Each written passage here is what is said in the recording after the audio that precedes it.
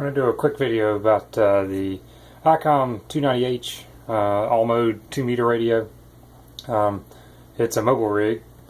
Pan over and see. There's a standard size mobile rig. This is an old one too, Asden 220 radio.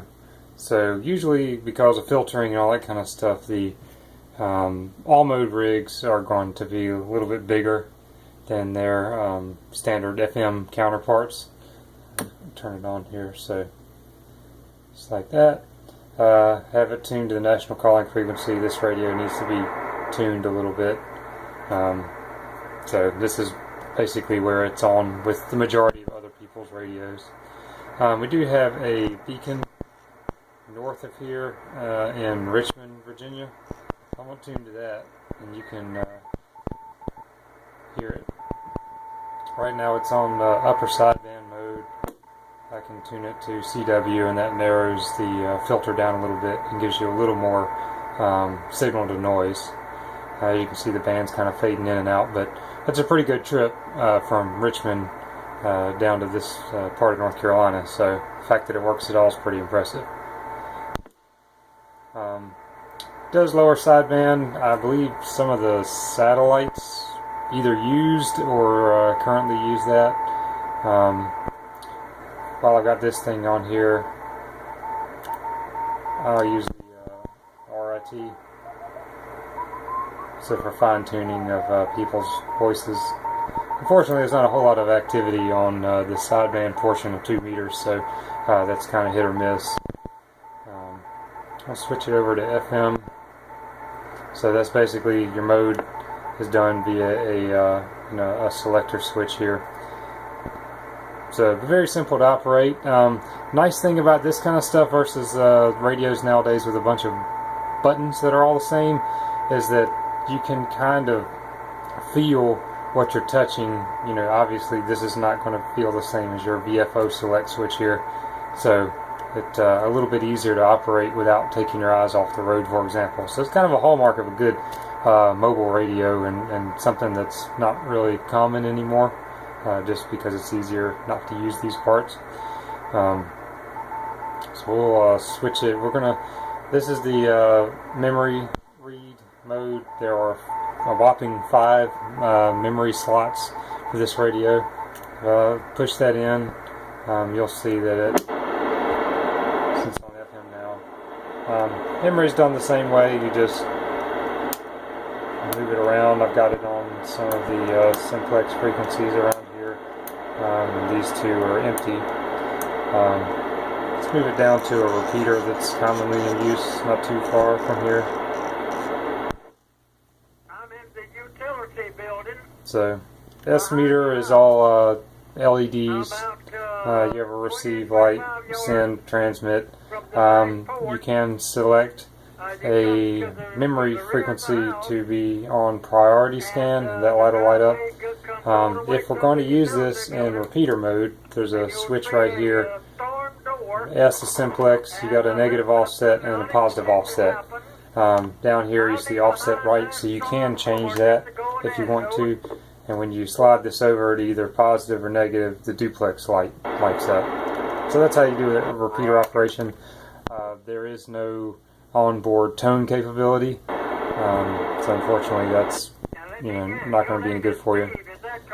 There's a active gain control or automatic gain control, noise blanker, which works pretty well for ignition or broadband type noises. Not something very common in the shack here, but in a mobile setting you'll probably need that. You can tune either in 1 kilohertz if this is depressed, or 5 kilohertz increments. Either way, going through the 2 meter band requires a ton of knobs spinning, and that's my only kind of gripe with this radio. So the 5 memories come in handy if you put them on something you use fairly often, especially switching between different parts of the band. There's that. Squelch. Obviously it's not going to be around the repeater out, but works like any other squelch. If I remember right, it's a noise squelch, so the nice thing about it is it looks for a change in noise level. So on upper sideband or the sideband and CW, you can actually set it and be able to scan channels on sideband. Some radios won't do that. You always have the hiss in the background. So that's kind of nice to be able to do.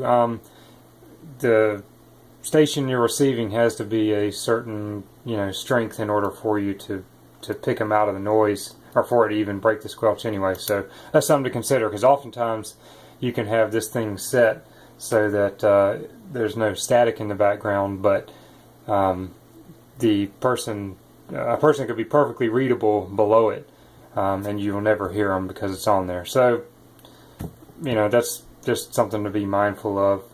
Writing a memory is not difficult. Let's go here. Actually, so you have to switch it back, take it off of memory mode. You have two VFO settings here. You can switch back and forth. The memory gets written from VFO A. Wait to go back to 1 kilohertz here. There we go. It'll just even it up. It's touchy. Okay, there we go. FM mode actually is the only place that you can do the 5 kilohertz tuning increments. But, let's go all the way up. There's 146.67. There's a popular repeater. It does not have a tone on it. So I can go over here. We know that memory slot 4 and 5 were empty.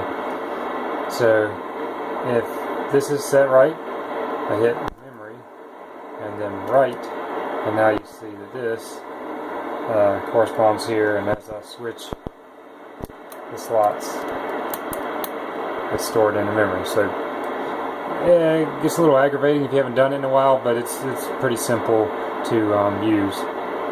You can select, this is a 25 watt model because it's the H. There's also an A, and for the European users an E.